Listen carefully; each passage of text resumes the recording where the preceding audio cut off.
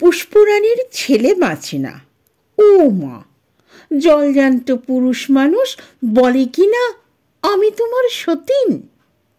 নমস্কার, কাকু কাকিমার আটচালা থেকে আমি স্বপ্না বলছি।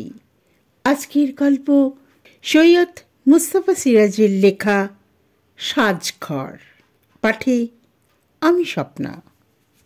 বাকিশার ওপর পেট্রোম্যাক্স চলছে। তার গায়ে আয়না রেখে একটি ঝুঁকে বসেছে সে। শুকনো সফেদা মিনা মিশিয়ে তৈরি পেস্ট রয়েছে কৌটায়, হাতে করে গায়ে বুলোচ্ছে। পরীক্ষণে হিংসে ঢলে পড়ছে পিছনে। পিছনে ওর ছায়ায় বসে আছে মুকুন্দ বিবেক।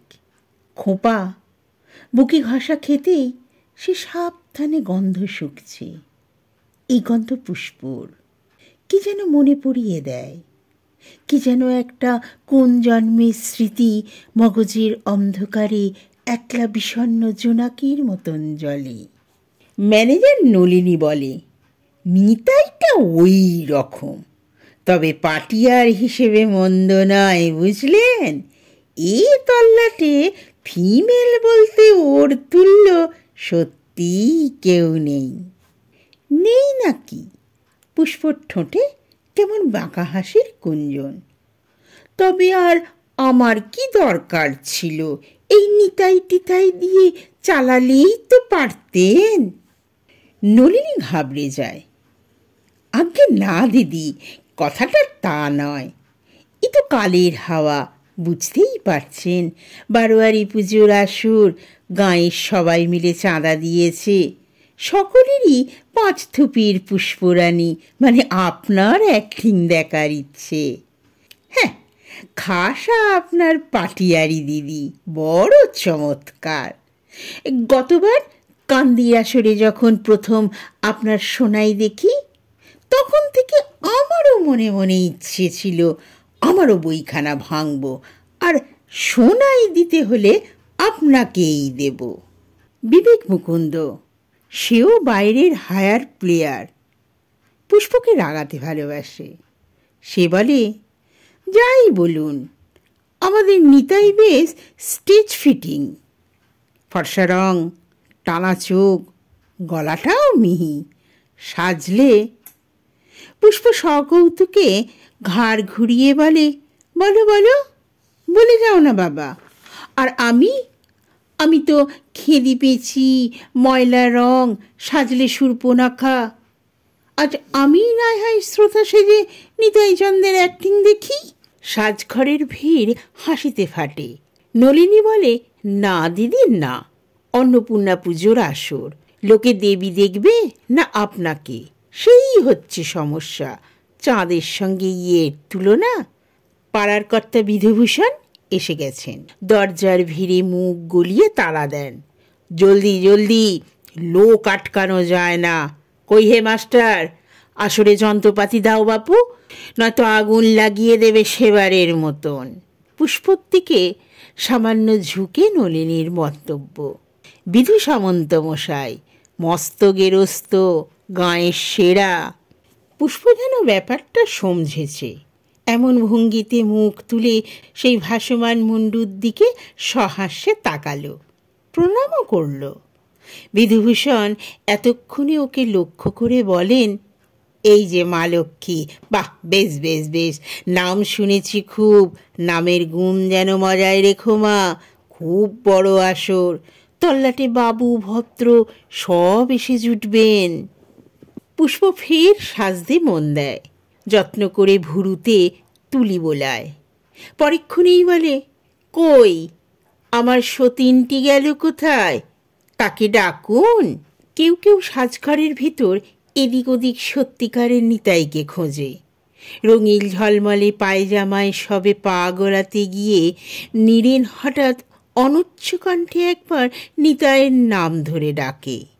নিতাই তার বরাবরের জুটি, কখনো স্ত্রী, কখনো বা প্রেমিক। নীরেন আজ রাজপুত্র মাধবের পাঠ করবে। পুষ্পরানী না থাকলে নিতাই হতো তার সোনাই। নিতাই পুরো 2 মাস রিহার্সালে এই পাঠটা বলেছে। প্রত্যেকটি ডায়লগ তার মুখস্থ, প্রত্যেকটি পশ্চাৎ তার আয়ত্ত। এবং সুন্দরও, নীরেনের কাছে সুন্দর।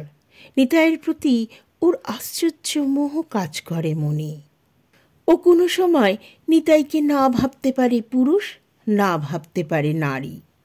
অথচ নিতাই বছরখানেক হলো বিয়ে করেছে, দিব্যি স্বাস্থ্যবতী সুন্দরী বউ হয়েছে তার। সবাই যেমন জানে, নীরেনও জানে স্বাভাবিক নিয়মে নিতাই যে একদিন ছেলেপুলের বাপ হয়ে বসবে। তবুই এক সমস্যা, নিতাইয়ের জীবনে যা সহজ, প্রত্যক্ষ আর বাস্তব, তার থেকে নিতাইকে পৃথক করে দেখে সে। নিতাই একটা নাম তার কাছে, তার বেশি কিছু নয়। তার নাম মানেই একটা চরিত্র, পালার পর পালায়, রাতের পর রাত, আলোকিত আসরের শামিয়ানার নিচে হাজার মানুষের খোলা সতর্ক চোখের সামনে অষ্টদশী একটি মেয়ের বিমূর্ত প্রকাশ। দেবতাকে বিসর্জন দিতে হবে, তাই খড় মাটি কাদা রঙের বানানো হলেও যেমন অলৌকিক দেবত্ব জাগে প্রতিমায়, তেমনি একটা পাপ পুণ্যের বাইরের অলৌকিক দেবত্ব এই নিতাইয়ের মধ্যে সে দেখে। ক্ষণকালের বলেই চিরকালের কাঁটাটা খচখচ করে বুকে বেঁধে। আজ নীরেনের মনে অনেক আবেগ, তবু কোথাও যেন দূরে বিসর্জন বাদ্যের মৃদু রেশ। সে বিষণ্ণ, সে অন্যমনস্ক। কিন্তু যখনই তার উৎসুক চোখ দুটো পুষ্পরানীর দিকে পড়ছে, বুক ছ্যাঁত করে উঠছে। এই যে এবার সত্যিকারের সঙ্গিনী, নতুন আর খাঁটি। কারণ রঙিন আবরণের নিচে আর বিচ্ছিরি কাঠ খড় মাটি নেই, যথার্থ মাংস, গরম রক্তাক্ত জ্যান্ত তাজা মাংস। এই চরিত্রের ভিতর বাইরে দুই একাকার, দুপিঠেই সত্য যে। তবে কথা কি, আসর থেকে বেরিয়ে এসে আড়ালে দাঁড়িয়ে সকৌতুকে জাপটে ধরা যাবে না পুষ্পরানীকে। কারণ সে নিতাই নয় বা পুরুষ নয়, মেয়ে মানুষ। ঠাট্টার ছলে চুমু খেয়েও বলা যাবে না, তুই যদি আমার বউ হতিস রে। আর পুষ্প নিশ্চরানি মেয়ে, নানা দলে তার ভ্রমণ, তেমনি অসাধারণ তার অভিনয় ক্ষমতা, তেমনি স্বাস্থ্য চেহারা, আটো দেহে উপচে পড়ছে অপসরীর যৌবন। পাঁচথুপির পুষ্প এখন প্রায় সারা জেলায় নাম করা যাত্রাভিনেত্রী। তবুও কাঁটা খচখচ করে। নীরেন ভেবে নিয়েছে ইতিমধ্যে কেবল দায়িত্ব পালনই আজকের আসরের শেষ কথা। তারপর তো সকালে পুষ্পরা টাকা কড়ি মিটিয়ে চলে যাবে যে যার দিকে। নিতাই হলে বরং পরদিন এক জায়গায় পাশাপাশি ঘুমিয়ে নিয়ে খেয়ে বিকেলে একবার ঘুরে আসতো দিঘির পাড়ে। সেই পুরনো শিমুল গাছ, ঝোপঝাড়, পাখির ডাক, জলে পানার উপর কি নামে পানকৌড়ির ছোটাছুটি, নির্জনতা। ওইখানে সবার আড়ালে তারা দুটিতে নিজের পাঠগুলো পরস্পর রিহার্সাল দিয়ে কতদিন কত পালার জন্য তৈরি হয়েছে, হাততালি নিয়েছে, মেডেল পেয়েছে। আর আসরের পরদিনের বিকেলে সেই জায়গায় অভ্যেসের টানেই গেছে দুটিতে, পরস্পর তাকিয়ে হেসে ফেলেছে, যেন এখানেই কোথাও খেলার বলটি হারিয়ে গেছে, আর খুঁজে পাওয়া গেল না। শেষে নীরেন বলেছে, হ্যাঁ রে নিতাই, ওখানে অমন করে জড়িয়ে ধরলি কেন? আমার আরও 1 নম্বর পাঠ ছিল, কতলু খাঁ, হুঁশিয়ার। নিতাই সলজ্জ হেসে জিভ কেটে বলেছে, তাই তো নীরেনদা, মাইরি কি যেন হয়ে গেল ঝোঁকের মাথায়। কিন্তু তুমি যে লাস্ট সিনে ব্লান্ডার করলে, তার বেলা? নীরেন চোখ পাকিয়ে বললে, কোথায় ব্লান্ডার করলাম রে শালা?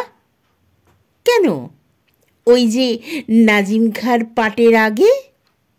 ছেড়ে দে, যা হবার হয়ে গেছে, পরের আসর পেলে ঠিক করে নেব। হঠাৎ নিতাই চাপা হাসি হেসে বললে, মাইরে জানো নীরেনদা, বউ বলছিল। ফের হঠাৎ সে থেমেছে। কি বলছিল রে বিধুমুখী? এই বিধুমুখী বলছো কাকে? তোকেই বললাম। ধর যদি তোর বউকেই বলি, দোষ কিসের? তোর বউ, আমার বউ। আমার বউ? নিতাই চিমটি কেটেছে। ভুল বলছো। তোর বউ, আমার বউ, তার বউ। উফ! নীরেন জামা তুলে ঘুরছে। ইস, দেখ তো রে, পিঠে পোকা ঢুকলো নাকি? জানিস, কাল আসরে শালা পুরো একটা সাদা পোকা চোখের ভিতর নিয়ে পাঠ করতে হয়েছে। চোখটা লাল হয়ে আছে না? ঝেড়ে ফুলাগা। ইস, তোর মুখে দুধের গন্ধ মাইরি। হ্যাঁ রে, বউকে চুম খাস তো, শালা দুধপোষ্য শিশু। নিতাই লজ্জায় লাল, পালাতে পারলে বাঁচে। নীরেন্দা অদ্ভুত মানুষ, এমন যাতা কথাবার্তা বলে। বিয়ের কথা তুলতেই চিন্তিত মুখে বলে, আমার বউ পৃথিবীতে নেই রে ভাই। যে হতো সে ভগবানের শাপেই হয়তো তোর মতন পুরুষ হয়ে গেছে। এই নীরেনের বয়স আন্দাজ করা কঠিন। 30 লাগে, 40 লাগে। ধবধবে ফর্সা রং, খাড়া নাক, চৌকো চোয়াল, প্রশস্ত কপাল, যথার্থ রাজার মতন। সংসারে কেউ কোথাও নেই, একা মানুষ। সপাক খায়, ছোট্ট পুরনো পৈতৃক বসত বাটি, সামান্য কিছু জমি আছে। ভাগে নিয়ে যা ধান পায় চলে যায়। ওর বাবা ছিলেন পণ্ডিত মশাই। ছেলে স্কুলের শেষ পরীক্ষা দেওয়ার আগেই তিনি মারা গেলেন। নীরেনের আর পড়া হয়নি সেই থেকে। নীরেন বিয়েও করেনি। আসলে তার যত নেশা যাত্রা গানে, ওই নিয়ে তার কতকগুলো বছর চলে গেল, এখনো চলে যাবে। মধ্যে কিছুদিন যাত্রাগান ভাটা পড়েছিল, ফের জোয়ার শুরু হয়েছে। নীরেনের মনে উৎসাহ অন্তহীন। পালায় পার্বণে যাত্রা করবে, নিজের জমি জমাটুকু দেখবে। বেশি ইচ্ছে তার নেই। এই করে কেটে যাক জীবনটা। তারপর আর সাজঘরে দেখা নেই নিতাইয়ের। দলের ম্যানেজার নলিনী এদিক ওদিক 2-4 বার খোঁজে। ভিড়ের কোলাহল ছাড়িয়ে অনেকটা উঁচুতে গলা তুলে ডাকে। কণ্ঠস্বর ছেদরে যায় ধোপার পাটে ভিজে কাপড় আঁচড়ানোর মতন। তবে সে ডাকের কারণ যতটা সত্যি সত্যি নিতাইকে খুঁজে পাওয়া নয়, ততটা নিজের দিমাগ জারি করা। এ গায়ের অনেক যাত্রা থিয়েটার হয়েছে, এমন ভিড় কখনো দেখা যায়নি। পুষ্পরানীর জন্যই এত ভিড়। আর সেই পুষ্পরানী আজ তার দলের একজন, অন্তত যতক্ষণ না এ রাত পোহায়, কাককোকিল ডাকা সকালবেলাটি আসে, ততক্ষণ নলিনী সম্রাটের মতন দর্পি, জল্লাদের মতন নির্বিকার। ফলে একটু পরেই সে তার দলের এযাবৎকালের প্রিয় রত্নটিকে ভুলে যায়। আর সবাইও ভুলে তার মতন, শুধু নীরেন মুখুজ্জে তার বিশাল সুন্দর আর মহান চরিত্রসজ্জা নিয়ে সাজঘরের বাইরে দাঁড়িয়ে খাঁচার বাঘের মতন ছটফট করে। খাঁচার বাঘ, কারণ এই চরিত্রের খাঁচা ভেঙে নিতাইকে খুঁজতে যাওয়া কঠিন। সে স্পষ্ট বুঝতে পারছিল সে নিজে খাঁচায় আটকে পড়েছে। ওদিকে নিতাই এতক্ষণ দিব্যিমুক্ত পাখিটির মতন খোলামেলা আকাশের নিচে কোথায় হারিয়ে গেছে। নীরেন মুখুজ্জে কয়েক পা এগিয়ে সামন্ত মহাশয়ের খড়ের গাদার দিকে যায়। গাদার পাশে একটা শিশু আম গাছ, সামন্তর বৃদ্ধ বয়সের সযত্ন লালিত, ফলে আগাগোড়া জাফরি ঢাকা, এবং তার পূর্ণ বোতলটা নিতাইয়ের লুকিয়ে রাখার কথা। সে তলার ফোঁকরে হাত চালিয়ে যখনই সত্যি সত্যি বোতলের ছোঁয়া পেল, শিউরে উঠল তার ভিতরের রক্ত মাংস। নিতাই কথা মতন কাজ করেছে। মাথায় গেলাস চাপানো বোতলটা বের করে কয়েক মুহূর্ত চুপ করে থাকল নীরেন। নিতাইটা নেই। এতক্ষণও সে শশব্যস্ত নিজে ঢেলে দিয়ে বলতো, ব্যাস আর খেও না নীরেনদা, প্রবেশ এসে গেছে, সিন ম্যাডার হবে, বড় সাবধানে ছেলে নিতাই। তার মাত্রাজ্ঞান টনটনে। নীরেনকে বেঢেল মাতাল হতে সে কিছুতেই দেবে না, দেয়নি কোনো দিন। কাকুতি মিনতি করেছে, মাইরি আর একটুখানি মাত্র, এ ফিউ ড্রপ, কিচ্ছু হয়নি রে। নিতাই চিপিয়েটে শাড়ির আঁচলে লুকিয়ে কোথায় হাওয়া করে ফেলেছে মালটা। গাল দিয়েও লাভ নেই, বেশি করলে আহা, নিতাইয়ের সেই কমনীয় সুন্দর মহান আর পবিত্র সজ্জা, যা দেবীর রক্তমাংসের মতন অধরা, শুধু অনুভবের বস্তু। নীরেনের গা ঘেঁষে দাঁড়িয়ে প্রায় মুখের ওপর মুখ, দুগ্ধপোষ্য শিশুর ওষ্ঠগন্ধ সহ তার অবস্থিতি। তখন নীরেন মুখুজ্জে সাত করে বলেছে, দুগ্ধপোষ্য শিশুর ওষ্ঠগন্ধ সহ তার অবস্থিতি। তখন নীরেন মুখুজ্জে সাত করে বলেছে, তুই যদি আমার বউ হতিস রে শালা। বোতলটা হাতে নিয়ে নীরেন অন্যমনস্ক হয়ে পড়ে। পুরনো একটার আজ আসরে নেই। এই নায়িকা তার কাছে নতুন, ডুবে যাবে তো নীরেন। এই শ্রোতাজাতটা বড় আত্মবিস্মৃত। তারা তক্ষুনি ধরে নেবে নীরেন মুখুজ্জে আসলে ছিল গেঁয়ো বনে শেয়াল রাজা। ধরা পড়ে যাবে নীরেনের সব অক্ষমতা। পুষ্প যে সত্যি সত্যি মেয়ে। মেয়ে নায়িকার হাব ভাব, লাস্যলীলা, কটাক্ষ, অন্তর্দাহ, চিত্ত, ক্ষোভ সব কিছু ফুটিয়ে তুলবে দারুণ দক্ষতায়। আর আর সঙ্গে যেন নীরেন, তেমন নিতাইটাও বড় ছোট হয়ে পড়বে লোকের স্মৃতিতে। হাস্যকর লাগবে যে স্মৃতির নায়িকাকে। কিংপুরুষ হতভাগ্য একটা চরিত্র। দুঃখের মধ্যে হেসে ওঠে নীরেন। বিড়বিড় করে বলে, শালা হিজড়ে, শালা মাগিমুখো বেহদ্দ, হাম্বাক, ইডিয়েট। নিক্ষাত এখন বউয়ের গলা ধরে শুয়েছে। এই জন্মে আর নীরেন মুখুজ্জে মাগি সাজা পুরুষ মানুষের সঙ্গে নায়কের পাঠ করবে না। হ্যাঁ, এই আমার প্রমিস। হ্যাঁ, এই আমার প্রমিস। সে ঢক ঢক করে বোতল শুদ্ধ গেলবার মতলবে ছিপি খোলে। মাথার উপর গ্রামীণ অন্ধকার, চিরকালের আকাশে ঠান্ডা ঠান্ডা নক্ষত্র, আর ওই তরল গরল ললিত ছন্দে নাচতে নাচতে কণ্ঠ নীলাপি রোয়। সেই সময় হঠাৎ হাতটা ধরে ফেলে কে, নিতাই নাকি? এদিকটা পুরো অন্ধকার, কেবল এক ফালি আলোর তরোয়াল এসে খড়ের গাদায় বিঁধেছে। তা সামান্য ছটায় এবং গায়ের পোশাকে সলমা চুমকির উজ্জ্বলতায় মুখের নিচের মুখটা রেখে নীরেন চমকে ওঠে। পুষ্পরানীর মুখটা ঝকমক করছে। আরে, ও কি করছেন? সর্বনাশ! নীরেন অপ্রস্তুত হাসে। অভ্যেস, রক্ত গরম করে নিচ্ছি, যা ঠান্ডা পড়েছে না। পুষ্প সামান্য একটু সরেছে।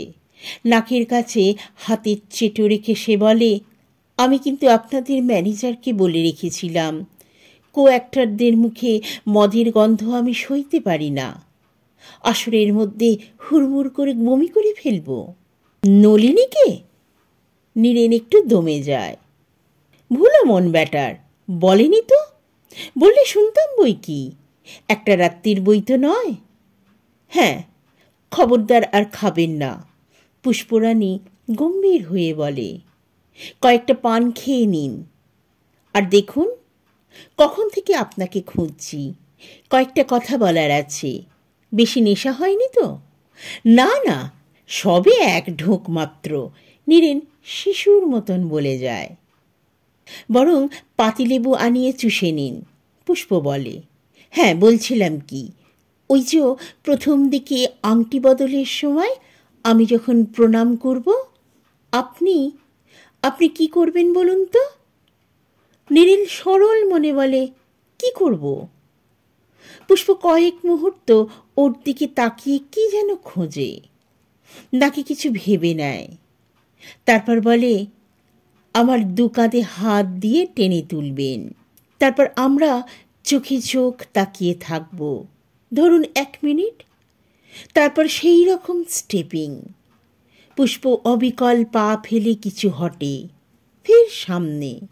তারপর চাপা গলায় মাধব বলে ডেকে হঠাৎ ঝাঁপিয়ে পড়ে নীরেনের বুকে।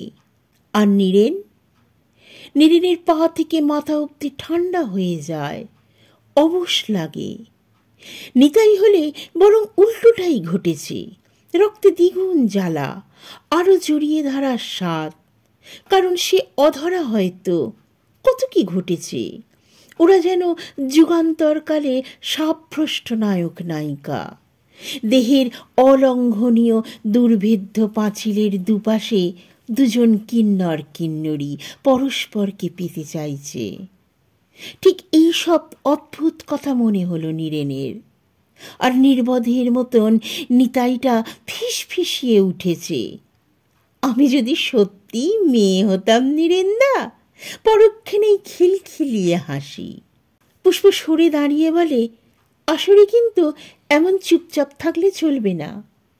আমার পিঠে হাত দেবেন, আমি মুখ তুলব, চোখে জল দেখবে শ্রোতারা। বুঝতে পারছেন তো? আপনি আগুন না জ্বাললে ঝড় বইবে না। এবার খিলখিল করে হাসিতে ভেঙে পড়ল পুষ্পরানী। নীরেন বলে, একটা কথা বলছিলাম, মানে বাড়িতে কে কে আছে আপনার? অবশ্য প্রাইভেট প্রশ্ন, কিছু মনে করবেন না। হঠাৎ ও কথা কেন? পুষ্প অবাক হয়ে যায়। কনসার্ট শেষ হয়ে এলো, আসুন ওদিকে যাই। এবং যাবার সময় হঠাৎ সে কয়েকবার নীরেনের হাত ধরে থাকে। নির্জনতার শেষ প্রান্তে গিয়ে ছেড়ে দেয় হাতটা।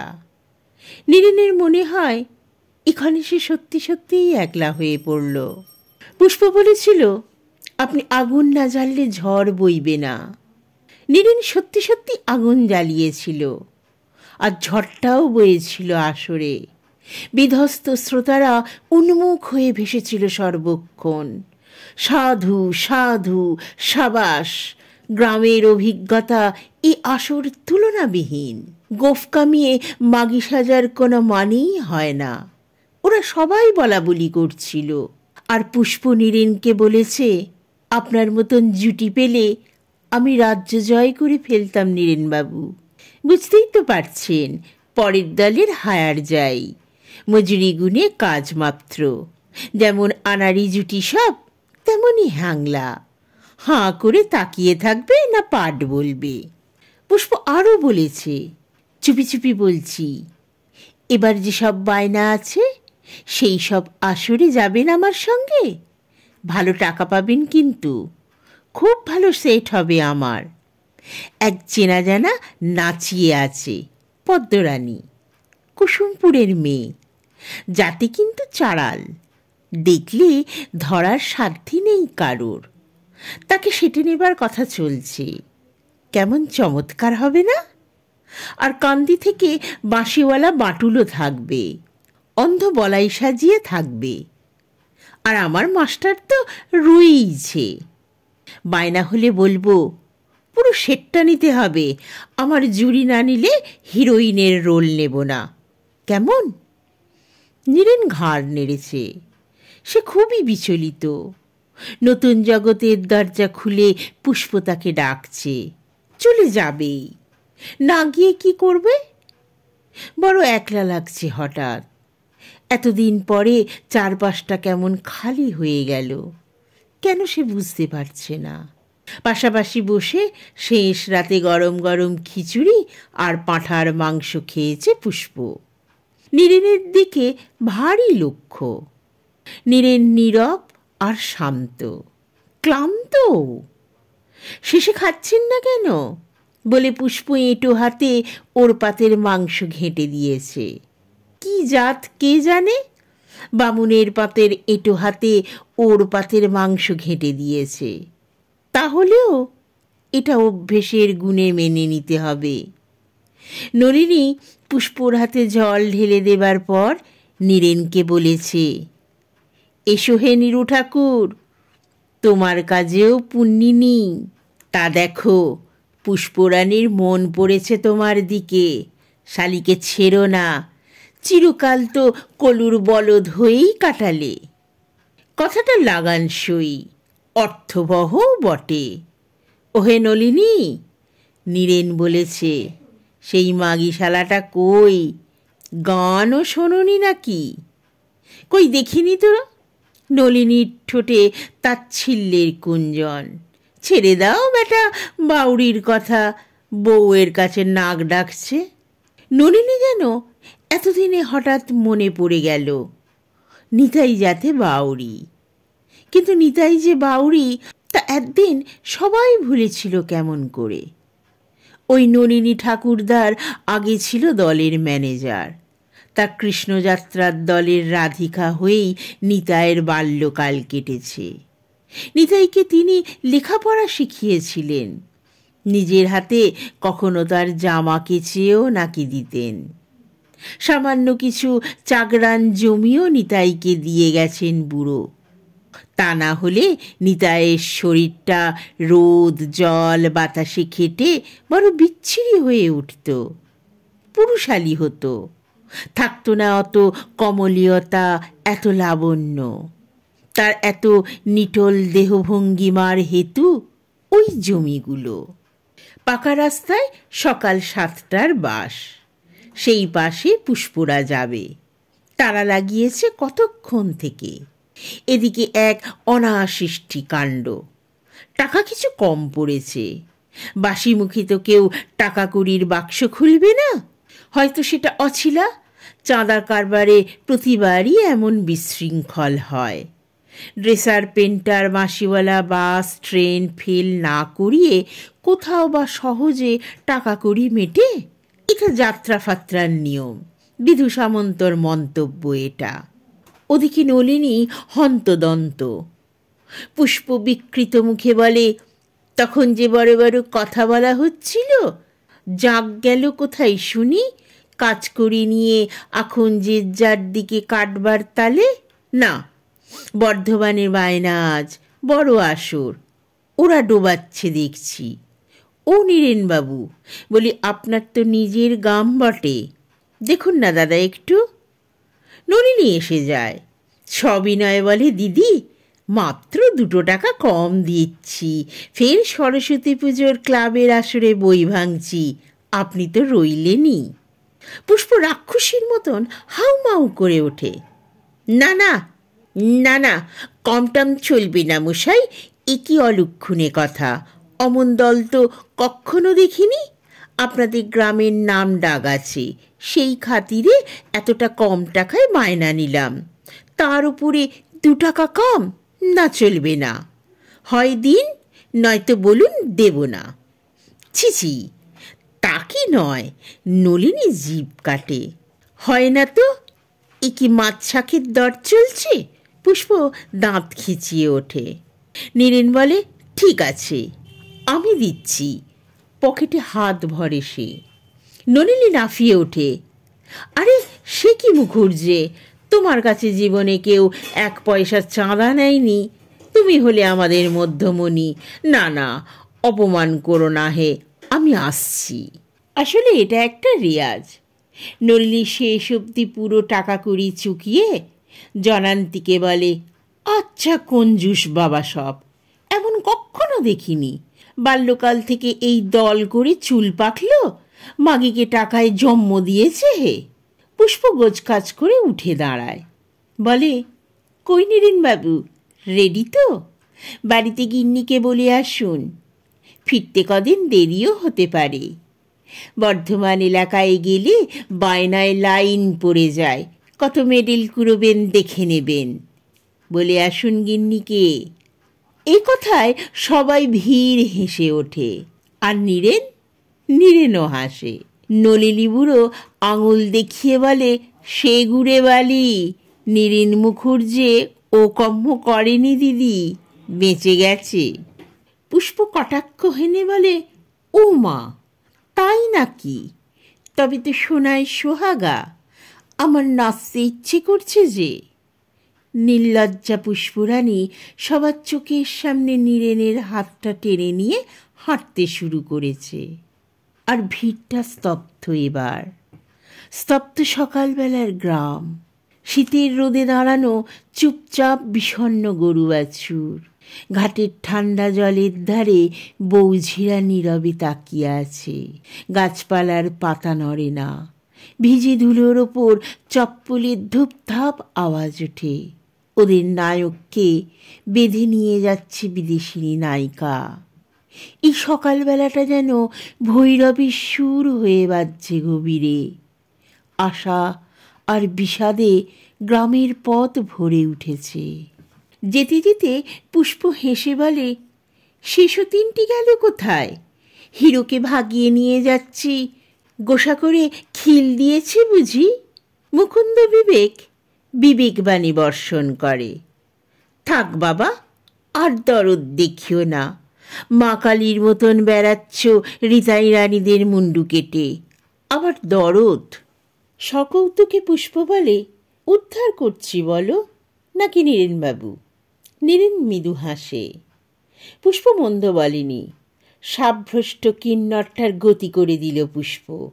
বউ ছেলে পুলে ভরা সংসারে ও এখন রীতিমতন পুরুষ হয়ে বাঁচবে। এদিকে নীরেন মুখুর্জে বাজারে মূলোর মতন পুষ্পরানীর পসরায় দর কষাকষি বিকিকিনিতে হাট থেকে হাটে বেড়াক ঘুরে। পাকা রাস্তার পাশে হলুদ ধানের খেতে চোখ যেতেই দল শুদ্ধ চমকায়। ফিকে নীল শার্ট, ডাঁশালো বাহু, চাপা চিবুক, টানা চোখ, হেমন্তের ভিজে ভিজে রোদে ধূসর হয়ে পড়ছে। অনেক রাতের পেন্ট ধুয়ে বেরিয়ে আসা একটি বাসি স্তব্ধ চির কিশোর শরীর। নীরেন পাঞ্জাবির পকেট থেকে হাত বের করে হঠাৎ নেড়ে দেয়, আসেনি তাই, টাটা। জবাব নেই। ফসলের দিকে হুমড়ি খেয়ে পড়ে রইল, যেন কোমর ভাঙা সরীসৃপ। দুঃখে নীরেনের চোখ দুটো ঝাপসা একেবারে। সে একটা মারাত্মক মৃত্যুর দৃশ্য দেখল। আত্মা দেহকে ফেলে যখন পালিয়ে যায়। পুষ্পরানী ছটফট করে ডাকে, আসুন নীরেনবাবু, ওদিকে। নীরেন বলে, থাক, ফসল ওঠার সময় সামান্য কিছু জমি জমা আছে, ভুলে গিয়েছিলাম, ক্ষমা করবেন। এবং লম্বা পা ফেলে সে নিতাইয়ের দিকে এগিয়ে যায়। নাটকের বইয়ের পাতা থেকে বেরিয়ে আসা একটা পোকা যেন ধান খেতে গিয়ে বসল।